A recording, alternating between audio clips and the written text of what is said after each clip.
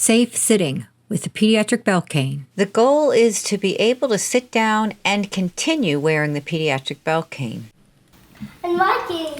Safe sitting improves free will because the blind child understands he can get up and go anytime he wants to.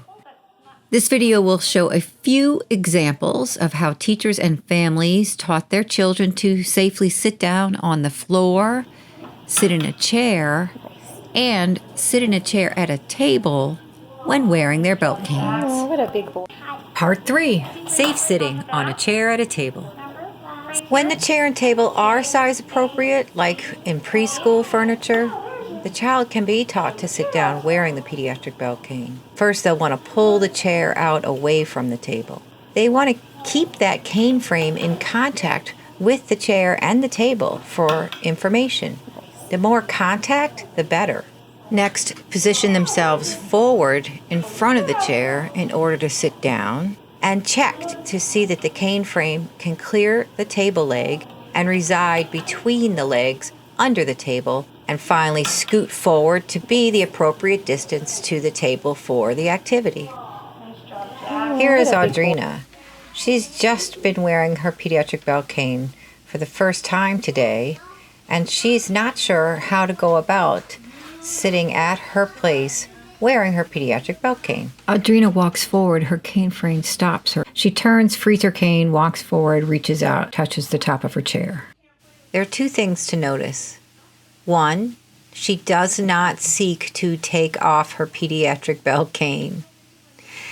And two, she figures out how to sit down at the table wearing her Pediatric Belt Cane. Audrina stands before a U-shaped wooden table. Her specialized chair is in front of her. Her belt cane is touching it.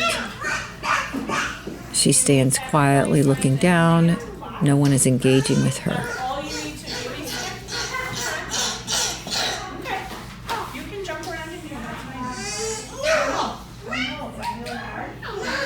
She turns, reaches out, grabs her chair, pulls it toward her. She steps up on the footrest of her therapy chair, sits down, reaches for her beads. Teacher comes over. Her teacher assists her in getting the frame fully under the table. Instead of simply solving the problem, she might have attempted to explain the process to Audrina so she might do it more independently next time. Teacher grabs a chair, pushes it under the table. Wyatt and Jack's teachers have been working on the process of their sitting down on a chair at a table, and over time, they have become more and more independent in this activity. Wyatt has walked behind his chair, pulling it out with his left hand. Something to play. So does he go past the chair and do it this way? Oh, yeah. Yeah, let's try that. Pulling the chair out, Wyatt. Pull your chair out. Now let's get your cane under the table. It's under the table. And I always end up having to pull the chair and putting it behind it. You scooch. Can you scooch forward? Let's scooch with your feet. Scooch feet. There you go. You're helping me. Good. Nice work. Nice work. On a different day, Wyatt is seen walking towards his chair again. He contacts it, pulls it out with his right hand. He puts his feet in front of the chair, puts his knees against the back, and sits down. He scoots forward. His cane frame is caught by the left leg. Yeah, your cane is not under the table. Let's scoot back a little bit. Scooch back. Let's scooch back. You gotta get your cane under the table. Hand over hand, the teacher gets him to move his brain back and forth to feel the table legs. On a different day, Wyatt is seen by himself. He gets to a blue chair, pulls it out with his right hand, goes in front.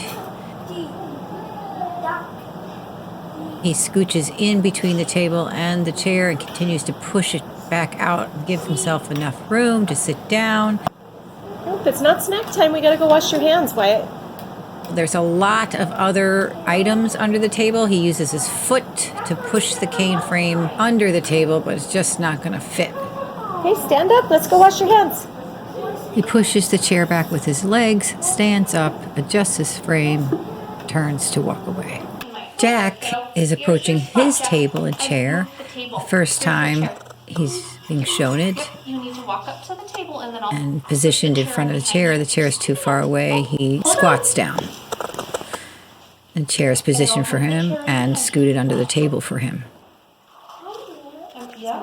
I got to put your On a different day, Jack is walking down the hall independently towards his chair. He walks past his chair. Jack, we're going to the snack table. Come Teacher grasps his arm and turns Can I eat him snack? until his cane frame contacts the Find your chair. chair and pull it out, please. He independently locates his chair, pulls it out with his right hand, comes around to the left side, positions his body between the table and the chair, attempts to sit down, finds he's sitting on the arm of the chair, squeezes into the chair, and begins to scooch forward. Rocking back and forth, he gets closer, but his cane frame is stuck. Teacher's watching, Okay, Jack, I noticed that your cane is not under the table. hand over hand, I'm going to pull you out a little bit. Let's put your cane under the table. Now you can scooch forward. moves things out from under the table. Keep scooching. I'll help you a little bit. Scooch, scooch, scooch. On a different day, he's independently walking to the chair. On the back. His teacher shows him the braille on the chair. He comes around to the side, pulls the chair out, positions his body in front of the chair, sits down, scoots out, away from the table, repositions his cane frame, and pulls his chair under. Summary. Children can sit down wearing their pediatric belt canes. For the floor, they want to keep their shoulders forward and bend their knees, but when they have low tone, they'll need more time to develop the strength and control. It just takes time, patience, and instruction from an adult. A teacher assists a toddler girl to sit down on the sidewalk wearing her belt cane. Safe Toddles is a nonprofit. Our mission is to provide parents with a white cane solution for keeping their toddlers who are blind safe as they explore and learn about their world. For more information, contact us, info@safetoddles.org, or call 845-244-6600.